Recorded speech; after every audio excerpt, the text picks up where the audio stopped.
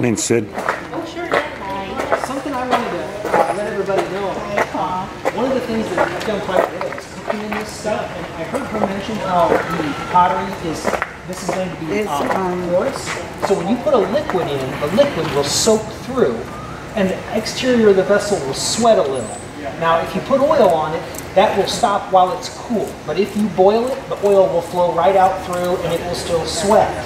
At least that's my experience. There may be a way to stop that I haven't discovered, and I've been told different ways to try, and I haven't.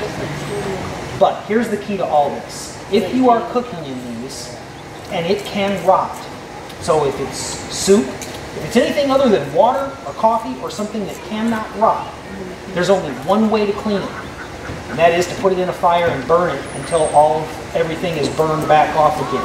Because if you take and scrub it on the outside, you'll get the outside clean, but in the clay itself is still, say, soup broth. So unless you dry it very quickly, you'll come back to a mold chia pet. It will literally grow mold out the sides of the vessel. So the only way that I've found to effectively clean this stuff, I call it fire cleaning, and basically when I'm done using it, I just put it back in the fire until it's sterilizes and dries it. And I learned that from some friends who were cooking, doing about half of their meal cooking in these, and they would go away and come back and their place would stink because it had rotted inside the clay. So they started doing that, and sure enough, it will leave a deposit on the outside of the vessel sometimes, and you'll see that in archaeological examples that are found. You'll see that black burnt crust from fire cleaning. At least that's my take. Archaeologists like to get into that too, just to look at it under a microscope and see what they can find.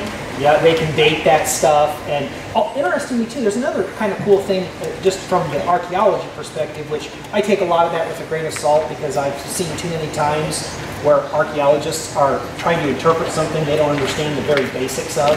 Right. It just happens in the world. But one of the things that there is, those little spaces inside, some of them are spaces that have holes that will admit a liquid but are too small to admit bacteria. So what happens is you'll get little tiny bits of fat or things that are durable that'll be preserved, and I'm talking preserved for 1,000 years, and they can go back and find that and identify it as bear fat.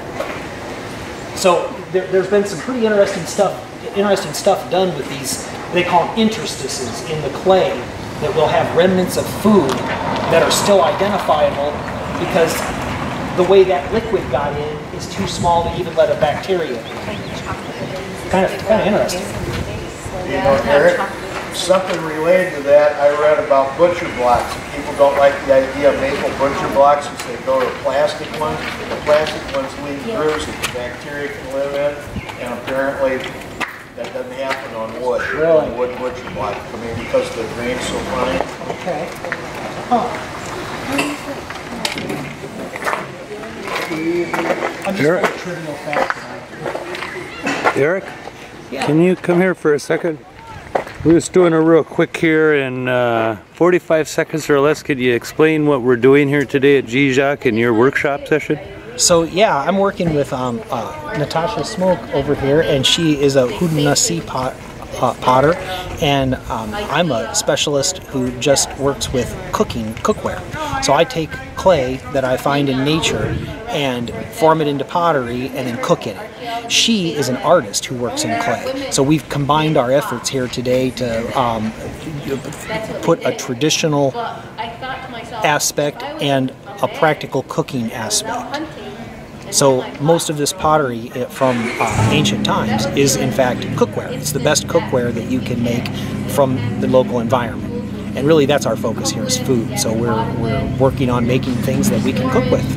And so while there might be some artistic value to what's going on, historically the artistry was put on functional objects. Right. That's right. In fact, as I've looked at a lot of the ancient pots, most of what we call decoration, I think, was either incidental to the manufacture or functional.